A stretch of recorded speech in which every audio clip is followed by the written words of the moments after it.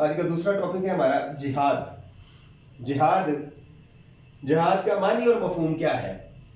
جہاد کا جو لفظی معنی ہے کوشش کرنا۔ جہاد کا لفظ جہد سے، جس طرح اردو کا لفظ ہے نا جد و جہد، جہد کا لفظ جہاد کا لفظ اسی سے نکلا ہے۔ جہاد کا مطلب ہوتا ہے انتہائی کوشش کرنا، انتہائی کسی کام کو کرنے کے لیے، اور اس اصطلاحی معنوں میں ہے امت مسلمہ اور اسلام کے دفاع کے لیے کوشش کرنا۔ یہ ہے جہاد کہ اسلام کے کلمے کو سر بلند کرنے کے لیے ہر پوری طاقت کے ساتھ مقابلہ کرنا، ہر ذریعہ اور طریقہ اختیار کرنا، اس کا نام ہے جہاد۔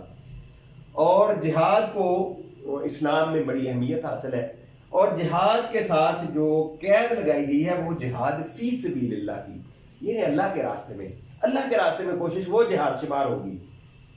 اگر کسی اور مقصد کے لیے کوئی بندہ لڑائی کر رہا ہے یا جہاد کر رہا ہے تو وہ اللہ کے راستے میں شمار نہیں۔ اگر کوئی دنیاوی غرض کے لیے یا کوئی مال حاصل کرنے کے لیے یا کوئی ملک فتح کرنے کے لیے یہ کر رہا ہے تو وہ اللہ کے راستے میں نہیں ہے۔ لیکن اگر اللہ کے کلمے کو سر بلند کرنے کے لیے جہاد ہے تو پھر وہ جہاد اللہ کے راستے میں شمار ہوگا۔ اور جہاد کی اقسام ہے، سب سے پہلے خواہشات نفس کے خلاف جہاد۔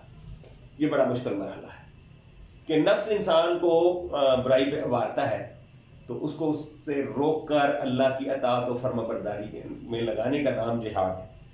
اللہ کی اطاعت و فرما برداری میں لگ جانے کا نام جہاد ہے۔ اور نبی صلی اللہ علیہ وسلم نے اس کو جہاد اکبر کہا ہے کہ نفس کے خلاف جہاد۔ ہر وقت انسان کے سامنے 24 گھنٹوں کی دن اور رات میں بہت سارے معاملات ایسے آتے ہیں کہ جہاں پر اس کے نفس کے تقاضے کچھ اور ہوتے ہیں لیکن اللہ کا حکم کچھ اور ہوتا ہے۔ اس وقت اس کو فیصلہ کرنا ہوتا ہے کہ وہ اللہ کا بندہ ہے یا اپنے نفس کا بندہ ہے، اللہ کا بندہ ہے یا اپنے معاشرے کے رواجوں کا بندہ ہے، اللہ کا بندہ ہے کہ یا اپنے برادری اور قبیلے کا بندہ ہے۔ تو اس کے خلاف کھڑے ہو جانا اور شیطان کی اکساہٹوں کے خلاف ڈٹ جانے کا نام جہاد ہے۔ نفس کو بری باتوں سے روک کر اللہ کی اطاعت اور فرما برداری کے پر لے آنے کا نام ہے خواہشات نفس کے خلاف جہاد۔ شیطان کے خلاف جہاد، شیطان ہر وقت انسان کو برے راستے پر لے جانے کی پوری کوشش کرتا ہے کہ بندہ اصل راستے سے بہک جائے۔ تو اللہ رب العالمین نے فرمایا الذین آمنوا یقاتلون فی سبیل اللہ والذین کفروا یقاتلون فی سبیل الطاغوت۔ جو ایمان والے وہ اللہ کی راہ میں لڑتے ہیں اور جو کافر ہیں وہ شیطان کی راہ میں لڑتے ہیں۔ دیکھیں ایمان والوں کے جو جہاد ہے اس کا مقصد ہوتا ہے کہ اللہ کا کلمہ سر بلند ہو، اور جو شیطان کے لیے لڑتے ہیں ان کا مطلب ہوتا ہے کہ کفر جو غالب آئے اور شیطان کی چالیں مضبوط ہوں اس دنیا میں۔ تو یہ ایک بنیادی فرق ہے جہاد کرنے میں۔ اور یہ طاغوتی قوتیں مسلمان معاشرے کے اندر غلط رسم و رواج کی شکل میں بھی پائی جاتی ہیں اور اسلامی معاشرے کے باہر غیر اسلامی ممالک کے غلبے کی شکل میں بھی۔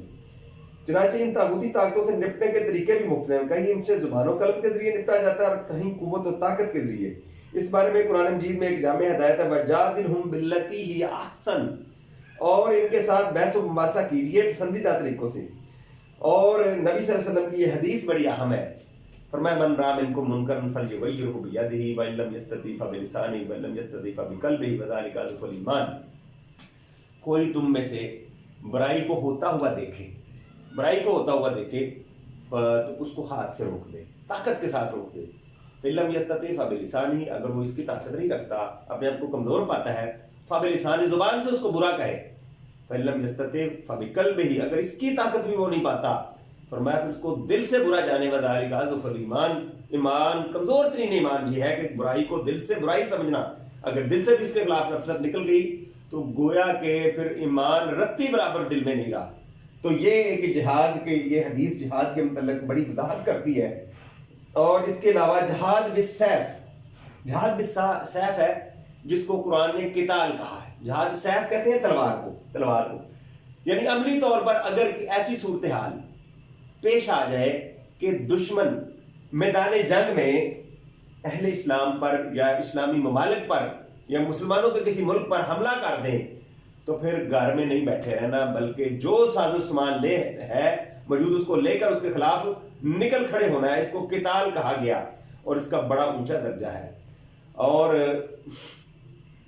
جہاد جہاد بالسیف یعنی عملی جدوجہد، اور اس میں اپنا جان مال ہر چیز قربان کر دینا، یہ ہے جہاد بالسیف، جس کو قتال قرآن مجید میں کہا گیا۔ اور فرمایا کہ جو اللہ کے راستے میں بندہ نکلتا ہے، نبی مہربان صلی اللہ علیہ وسلم نے فرمایا، تو اس کے جو جسم پر گرد و غبار پڑتا ہے وہ بھی اللہ کو بڑا پسند ہے۔ اس اللہ کے راستے میں جس کے پاؤں گردآلود ہوئے، جس کا جسم گردآلود ہوا، تو وہ گرد و غبار بھی اللہ کو بڑا پسند ہے۔ اس کے علاوہ ہے ایک جہاد کی قسم مدافعانہ جہاد۔ اگر کوئی غیر مسلم قوت کسی مسلمان ملک پر حملہ کرتے، اس ملک کے مسلمانوں پر اپنے دین و ایمان، جان و مال، عزت و آبرو کے تحفظ کی خاطر جہاد فرض ہو جاتا ہے۔ مسلمان ممالک اسلامی معاشرے کو غیر مسلم کے تسلط سے محفوظ رکھنے کے لیے جو بھی کوشش کی جائے گی وہ جہاد شمار ہوگی۔ مدافعانہ جہاد کی قسم ہے کہ کسی غیر مسلم ریاست کی مسلمان رائے پر ماضی اس کے مسلمان ہونے کی وجہ سے ظلم و ستم ڈھایا جا رہا ہو تو عالم اسلام اسے ظلم و ستم سے نجات دلانے کی ہر ممکن کوشش کرے گا۔ یہ مدافعانہ جہاد ہے۔ اور ایک قسم ہے اس کی مصلحانہ جہاد۔